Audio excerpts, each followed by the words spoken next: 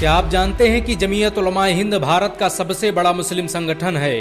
इस संगठन ने भारत में सबसे ज्यादा मुस्लिम राजनेता पैदा किए। इसमें जुड़ने वाले लोगों की संख्या 1 करोड़ से अधिक है।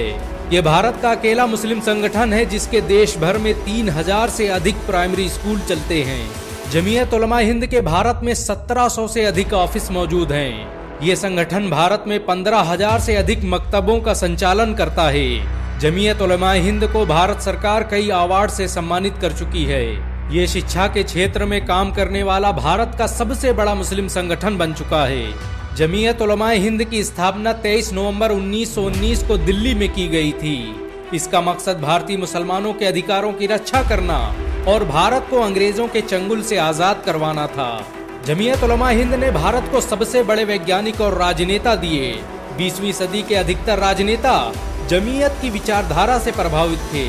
दारुल उलूम देवबंद में पढ़ने वाले मुफ्ती किफायतुल्ला जमीयत उलमाए हिंद के पहले अध्यक्ष थे। मुफ्ती किफायतुल्ला ने ही महमूदुल हसन और हकीम अजमल खान के साथ मिलकर जामिया मिलिया इस्लामिया की स्थापना की थी ताकि भारतीय शिक्षा तंत्र को अंग्रेजों के चंगुल से आजाद करवाया जा सके।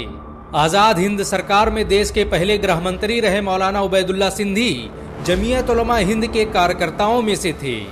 जमीयत उलमाए हिंद द्वारा चलाई जा रही जमीयत सुपर 40 नाम की योजना के तहत हर साल 40 मुसलमानों को IAS और IPS की मुफ्त शिक्षा दी जाती है। जमीयत हर साल 100 बच्चों को IIT और नीट की मुफ्त शिक्षा उपलब्ध करवाती है। जमीयत उलमाए हिंद जकात फाउंडेशन के साथ मिलकर हर साल 500 से अधिक मुस्लिम छात्रों को सिविल सर्विस सेवाओं की तैयारी करवाती है। दारुल उलूम देवबंद की कोख से जन्मी जमीयत उलमाए हिंद आज भारत का सबसे बड़ा मुस्लिम संगठन बन चुकी है। इस संगठन में जुड़ने वाले लोगों की संख्या 1 करोड़ से अधिक है। बहुत कम लोग जानते हैं कि इंकलाब जिंदाबाद का नारा देने वाले हसरत मोहानी जमीयत उलमाए हिंद के संचालकों में से थे। उन्होंने ही भारत की आजादी की रूपरेखा तैयार की थी। खिलाफत आंदोलन की पहली मीटिंग का नेतृत्व जमीयत उलमाए हिंद ने ही किया था। आपको यह जानकर शायद हैरानी हो कि जमीयत उलमाए हिंद के अध्यक्ष मौलाना महमूदुल हसन ने ही 1920 में गांधी को महात्मा का लक़ब दिया। उनका ये नाम इतना मशहूर हुआ कि गांधी पूरी दुनिया में महात्मा गांधी के नाम से याद किए जाने लगे। भारत की आजादी का नेतृत्व करने वाले संगठन इंडियन नेशनल कांग्रेस के 9 से अधिक प्रेसिडेंट मुसलमान रहे, जिनमें अधिकतर लोग जमीयत उलमाए हिंद के मेंबर थे। जमीयत उलमाए हिंद ने भारत की आजादी के लिए कांग्रेस के साथ मिलकर काम किया। खिलाफत आंदोलन की शुरुआत जमीयत उलमाए हिंद ने ही की थी। जमीयत उलमाए हिंद को पहचान दिलाने में दारुल उलूम देवबंद का बड़ा किरदार रहा। दारुल उलूम देवबंद के उस्ताद रहे मुर्तजा हसन चांदपुरी जमीयत उलमाए हिंद के पहले उपाध्यक्ष थे। दारुल उलूम देवबंद के छात्र रहे मुफ्ती किफायतुल्ला जमीयत उलमाए हिंद के पहले अध्यक्ष थे। दारुल उलूम देवबंद के पहले छात्र रहे मौलाना महमूदुल हसन जमीयत उलमाए हिंद के दूसरे अध्यक्ष थे। उन्होंने ही भारत की आजादी के लिए रेशमी रुमाल आंदोलन की शुरुआत की थी। दारुल उलूम देवबंद आज भी जमीयत उलमाए हिंद का नेतृत्व कर रहा है। दारुल उलूम देवबंद के मुहतमिम मौलाना अरशद मदनी जमीयत उलमाए हिंद के राष्ट्रीय अध्यक्ष हैं। जमीयत उलमाए हिंद मीम के जनरल सेक्रेटरी रहे मौलाना महमूद मदनी भी दारुल उलूम देवबंद के छात्र रहे हैं।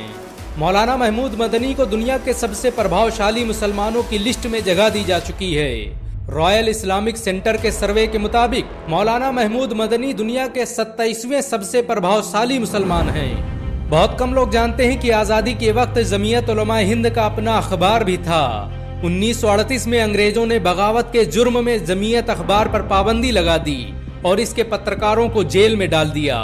1947 में मोहम्मद मियां देवबंदी ने दोबारा इस अखबार की शुरुआत की जो आज तक जारी है।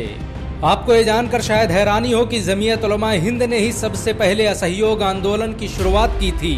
1920 में जमीयत के नेतृत्व में 500 से अधिक उलमाओं ने फतवा देते हुए ऐलान किया कि अंग्रेजों की गुलामी हराम है और मुसलमानों पर फर्ज है कि वो भारत की आजादी के लिए अपना सब कुछ कुर्बान कर दें। भारतीय इतिहास में ये फतवा तर्क मवालात के नाम से जाना जाता है। भारत के सबसे बड़े मुस्लिम संगठन जमीयत उलमाए हिंद की स्थापना दारुल उलूम देवबंद के द्वारा की गई। रेशमी रुमाल आंदोलन की शुरुआत करने वाले मौलाना महमूदुल हसन और मौलाना उबैदुल्ला सिंधी जमीयत उलमाए हिंद के संस्थापकों में से थे।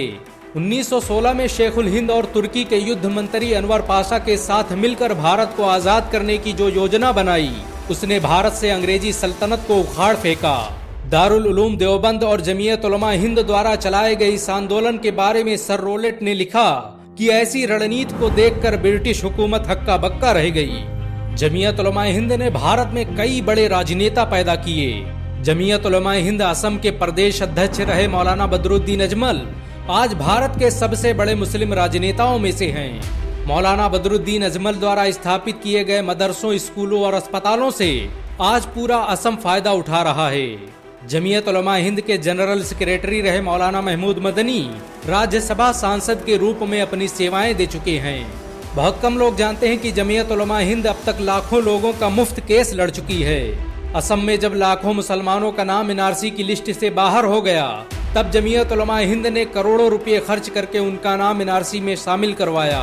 जमीयत उलमा हिंद आतंकवाद के केस में फंसे लाखों बेकसूर मुसलमानों का केस लड़ चुकी है। ये भारत का अकेला मुस्लिम संगठन है जिसके पास अपनी लीगल टीम है। जमीयत उलमा हिंद जमीयत फोर्स का भी संचालन करती है। इसके तहत युवाओं को जूडो, कराटे और फाइटिंग इत्यादि की ट्रेनिंग दी जाती है। जमीयत यूथ क्लब के तहत हर साल 12 लाख से भी अधिक नौजवानों को ट्रेनिंग दी जाती है। इसका मकसद ऐसे लोगों को तैयार करना है जो जरूरत पड़ने पर देश की सुरक्षा में अपना योगदान दे सके। जमीयत उलमा हिंद की मॉडर्न मदरसा एजुकेशन योजना के तहत मदरसों से निकलने वाले बच्चों को मेडिकल और इंजीनियरिंग की तालीम दी जाती है। मदरसों से निकलने वाले इन छात्रों को जामिया मिलिया इस्लामिया के उस्ताद शिक्षा देते हैं। जमीयत उलमा हिंद का भारत की आजादी में बड़ा किरदार रहा। ये पहला भारतीय संगठन था जिसने बंटवारे का सबसे अधिक विरोध किया। जमीयत के मुताबिक ये देश का नहीं, मुसलमानों की ताकत का बंटवारा था। अगर देश विभाजित न होता तो आज भारत में 65 करोड़ से अधिक मुसलमान होते। बहुत कम लोग जानते हैं कि भारत छोड़ो आंदोलन को जमीयत उलमा हिंद ने ही स्पॉन्सर किया था।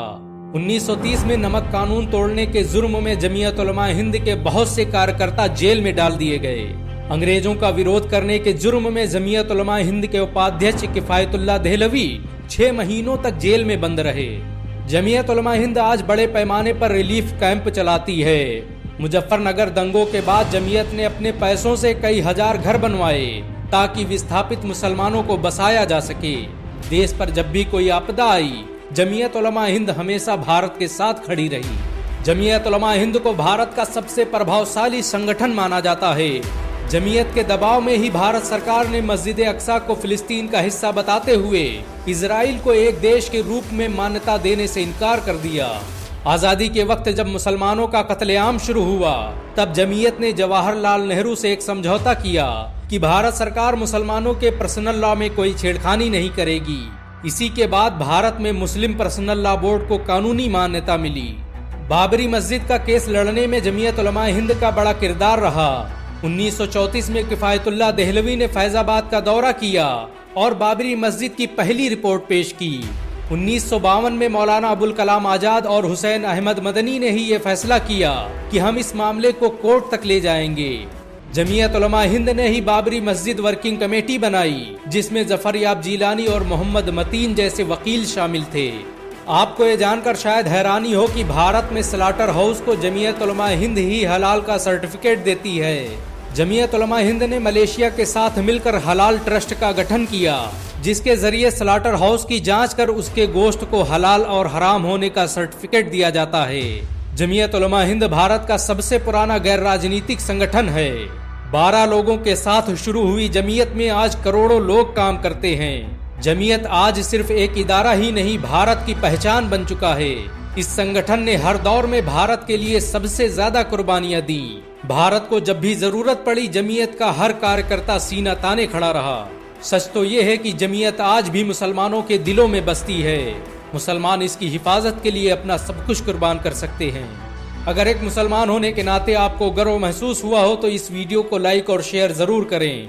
ऐसी और वीडियो को देखने के लिए हमारे चैनल को सब्सक्राइब करें, घंटा जरूर दबाएं।